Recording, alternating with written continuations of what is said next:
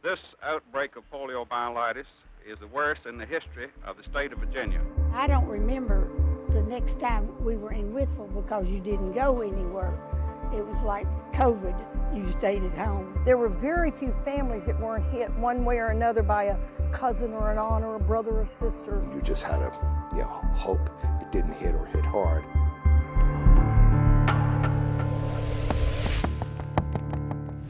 On a summer day in 1950, these streets would have been filled with the sounds of kids playing and shop doors swinging open. But that year, silence settled over Wytheville.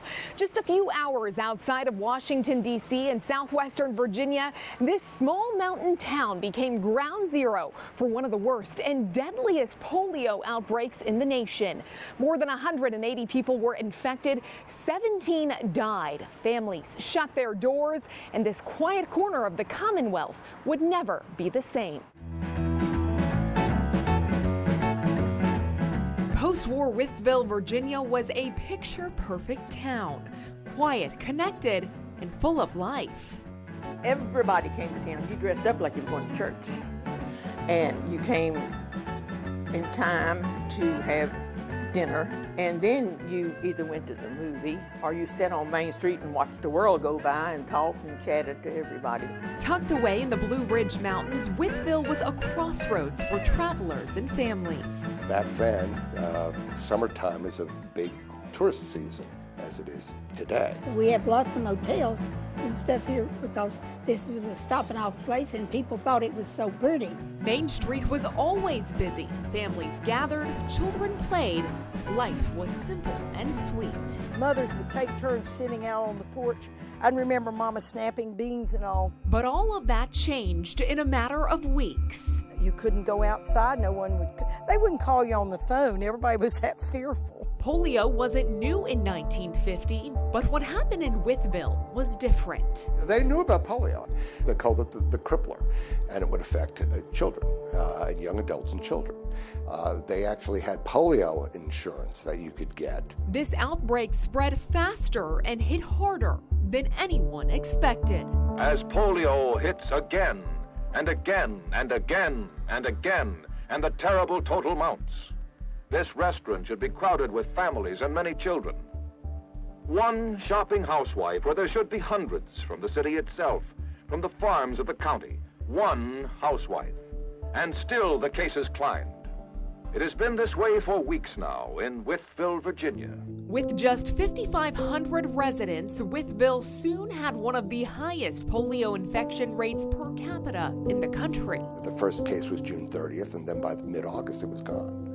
So it came and hit hard and just left. Day by day, the numbers grew. Each day when there was a new case, they would go out in front of the office of the newspaper and write the number.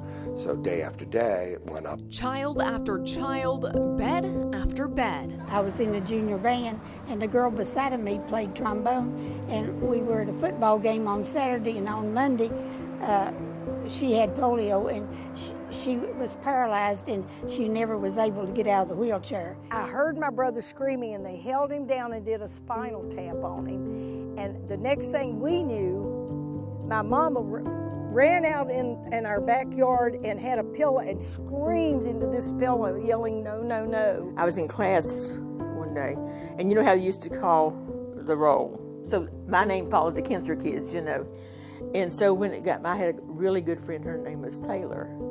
And when they got to the Taylors, they didn't call her name. She had died. And I remember that day, to this day, I remember that day how I felt when Joanne's name wasn't called. No one knew how it started. They weren't sure if they got it through the pool, through creeks. They thought maybe mosquitoes. So they were spraying the town with DDT. You can't go in the creek and the flies caused it. It was in the milk. And I think most people just thought it was some kind of a germ because it was so many people here in this county was catching it. And rumors quickly turned to blame. They think it might have gone back to the Statesman baseball team because they traveled around. And Jimmy Sicofico's son came down with polio. He's the first case. It was a horror because no one knew how it got here, and But we know that, you know, of course the ball team was blamed because this little fella got it. They canceled the baseball season after this happened, but they think that might have been the root cause. Where did that child get it to bring it here? Nobody would know. To this day, the source remains a mystery. Wonder why. Why would it have hit here so severely more than other towns? I don't know. What they did know, children were vulnerable and fear swept through the community just as relentlessly as the disease itself. We just wondered who was going to be next. And Mama would call in our groceries. They would leave them on the sidewalk and run. No one would come on our porch or in our yard. Would gather up comic books everywhere she could find them and put them in brown paper grocery bags, bake them in the oven, and then drop them off at the end of our driveway. Main Street emptied and stores shut their doors. The day our stores are doing no business, there are no shoppers. The day the newspaper that we publish twice a week carries no ads, because there are no ads to carry. We invited people to not stop in our town, and people would drive through with their windows closed, and they'd have bandanas over their face. I'm surprised that the merchants survived economically. There was nothing, no customers for months. The farmers were devastated because no one would buy their milk, and we have dairy farms in here, and no one wanted their beef or cattle. They were afraid to buy it. You know, was it contaminated? Wytheville, once a highway hub, was now isolated. I had a younger and older brother, and my grandmother, like we were farmers, she brought her eggs, had eggs, and she sold them at the market here. And so the boys begged her one day, "Can we ride to town with you?" "Yes, you can ride to town, but you cannot get out of the truck." Well, they decided, let's go see what Main Street looks like. They walked up the alley to Main Street, and it was a ghost town. He said, "I got scared." And we hightailed it back to the truck and sat there like, we haven't been out of this truck. And they never told anybody? He just told me a few weeks ago. I never knew that he'd slipped out of the truck and gone. He said, "You won't believe how scared I was." He said it was a total ghost town. Wow. He said there was nobody, no stores open, windows, shades down. You couldn't see anybody. So it was sort of like the summer without children. There was nobody out on the streets. 184 cases of polio were reported in Wythe County that summer. This outbreak of poliomyelitis is the worst in the history of the state of Virginia, from the standpoint of the small area involved and the number of cases. With no cure and no vaccine, families watched helplessly. This open door is the sign that another polio victim is about to begin the long ride to Roanoke and the hospital. Day after day, night after night, this car, with its pitiful cargo of the stricken, rides the road to Roanoke, Wytheville's big neighbor in the Blue Ridge Mountains. Yet even in that summer of fear, the people of Wytheville held on. Every day you would hear on the radio how many new cases it was. And then, we've had 2 days without a new case, 3 days without a new case. And I remember when they got to 20 days without a new case, how excited everybody was. 75 years later, those memories haven't faded. It was really hard on families that lost loved ones. Well, we still remember it. And I don't know, I think I have a feeling of pride too, because we survived and we helped each other. That even though we were isolated from one another and there was fear, great fear, I think this town reacted with a love. People loved each other, and as far as they could, they tried to help each other. The numbers tell one part of the story, but the people who lived it, they remember everything. Up next, the memories that still linger and the lives forever changed.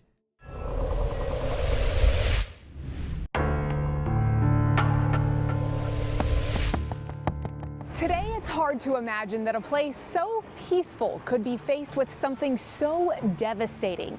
The headlines spoke of an outbreak, but in Wytheville, The fear was personal. Here there should be splashing, swimming, sun-kissed children. On this Sunday there should be hundreds of children on their way to prayers, to Sunday school. But this is a Sunday during the epidemic. This Sunday there are only a few men, only a few white-haired women. Wytheville's children are at home or in the hospital.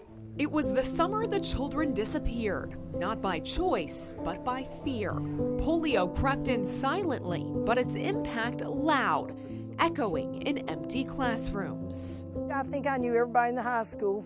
You know? But all of that changed during the polio epidemic. Well, you couldn't go outside. No one would. They wouldn't call you on the phone. Everybody was that fearful. But we were supposed to start in like September, late September. And then I remember they postponed it again. Schools reopened in October. And I guess one of the biggest things for me is a lot of my friends were in braces. And I didn't even know they'd had polio because we were isolated. So I think when schools reopened, we had several years of probably 40% of the kids in braces. During the epidemic, some families sent their children away. I had a little cousin, she was 4, and her next door neighbor, 2 of the little girls had polio, so my aunt and mother, that were sisters, and they decided she needed to go to the country with us, so she didn't see her mom. She was 4 years old, and so my job was to entertain her, which I did. Those who couldn't waited, terrified. When my brother got it, Daddy told us to stay downstairs, and I'm talking from a 7.5-year-old point of view. And the next thing we know, a hearse is in front of our house, and they're taking our brother away. And no one told us anything. Well, when Daddy came back, he goes up to Sonny's room. They took the bed apart. Everything Sonny owned, they burned. His clothes, his chest of drawers, every toy he owned, his mattress. They would have burned the bed, but it was metal. Everything Sonny owned was taken out of our house. Y'all had no idea what was going on. No, we thought he was dead. The hearse picked him up, and then Daddy burned everything he owned. Everything that about our brother, except a picture or two, was taken out of our house and burned because we didn't know if we would get it from him. For the longest time, we thought Sonny was dead, and we were afraid to ask because Mama just fell apart crying, you know. For many, the hospital was the last stop. You paid the transportation costs of this motor car of mercy on its way to Roanoke, for there are no hospitals available for polio treatment in Wytheville. One young man, he contracted it on a Sunday, and he contracted on a Saturday. They took him to Roanoke, and Sunday he was dead. For others, it was where the fight began. You needed to get into an iron lung if you were affected severely, and then you would be in it for a while, and you could recover. And then some people needed that for the rest of their lives. The hospitals overflowed. One account was a child in Roanoke knew when somebody had died because they'd take the iron lung out and disinfect it, and they'd ship it out to somebody else. So that's how they knew, somebody had passed. It's like, okay, they're done with it.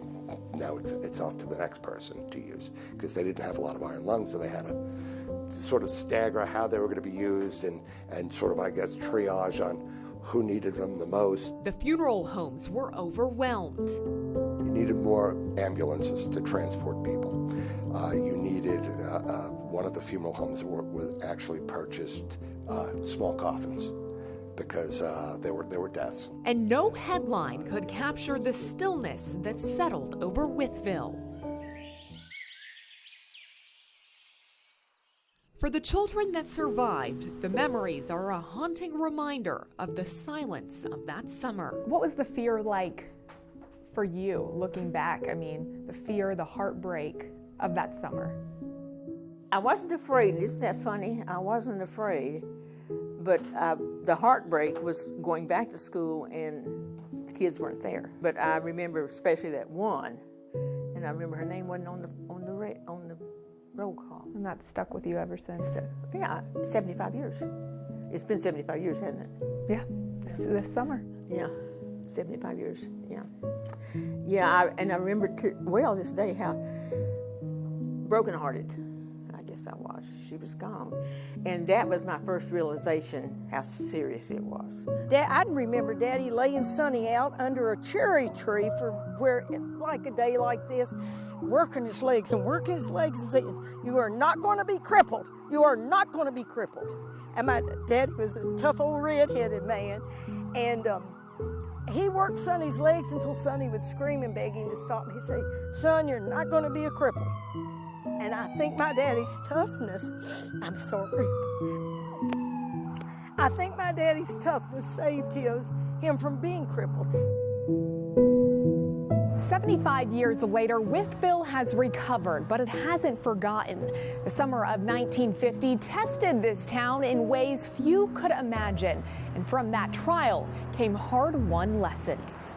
Still to come, how caregivers in a neighboring city stepped in when the town needed them most, and the haunting parallels to a pandemic we all remember.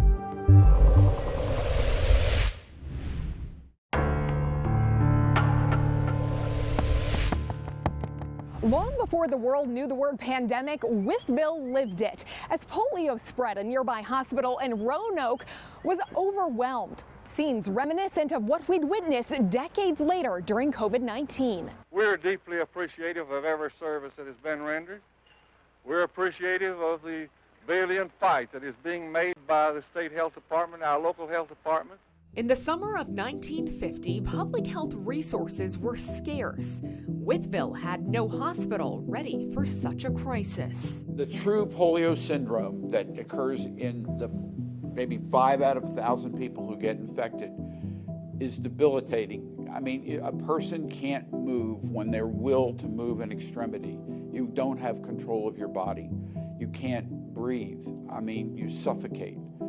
That, to me, has got to be a terrible sensation. Sick children were sent miles away, often to Roanoke. There were large numbers of patients being transferred in here into the Roanoke Valley and to then Roanoke Memorial Hospital for care. Roanoke's hospital was flooded, and polio didn't care about state lines, town borders, or skin color. Suddenly, the local crisis quickly became a regional one. What was sad, we were segregated, still segregated, and they wouldn't take the black children in the hospital at Roanoke. They had to go to Richmond, to the black hospital. It wasn't even highways. You're talking 2-lane country roads. A good 2 hours to get to Roanoke from here, and probably 5 hours to get to Richmond. So more than twice the distance. There was no cure at the time, but 5 years later, salvation came in a syringe. Vaccines, which came out in '55, really had a tremendous impact. Oh, the line was clean down the street. It went all the way down Main Street, and everybody had their children. I remember we went on a Sunday to the high school in Rural Retreat, and they put pink medicine on sugar cubes, and you know, you kind of wondered when you ate this what it would do to you. Wytheville's polio crisis foreshadowed what came decades later with COVID-19. I think COVID was very much like the polio epidemic. Wash your hands, avoid crowds, don't get tired.